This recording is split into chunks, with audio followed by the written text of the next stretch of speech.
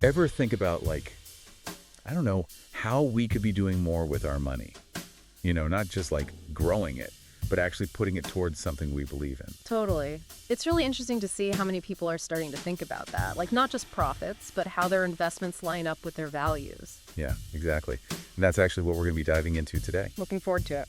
So, we found this article, and it's all about faith-based investing. More specifically, how this one guy took this idea of like investing God's way and turned it into something, really incredible. Yeah, I think people are really starting to resonate with the whole idea of connecting their investments with a deeper purpose. For sure. And this piece really highlights that, especially using real estate as kind of like the example. Definitely. Real estate especially seems to lend itself well to that idea of like building something tangible, something with a lasting impact. Totally. Okay, so this article starts off with this line from Psalm 24.1. It says, "The earth is the Lord's and everything in it." Yeah, that's a powerful statement right there. Right. It really makes you think, like, what does that actually mean for someone who wants to, invest?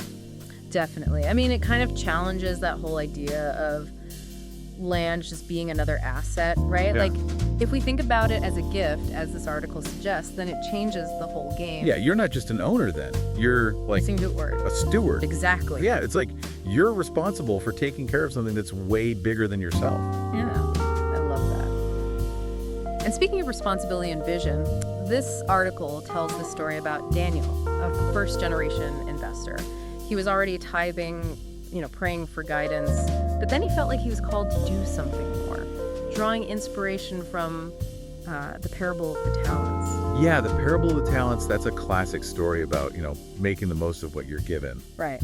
What really struck me about Daniel's story is like, he didn't just wait for something to happen to him, He took He took action. He took that parable to heart and really went out and looked for ways to multiply what he was given.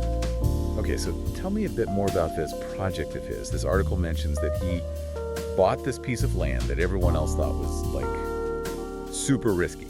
Yeah, it was on the outskirts of town, kind of, just ignored by everyone else.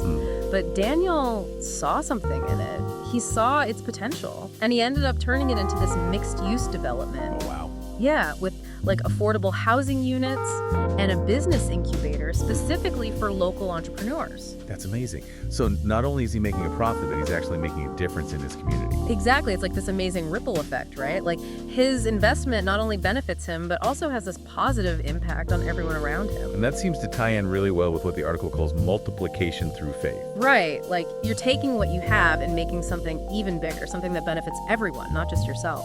Totally.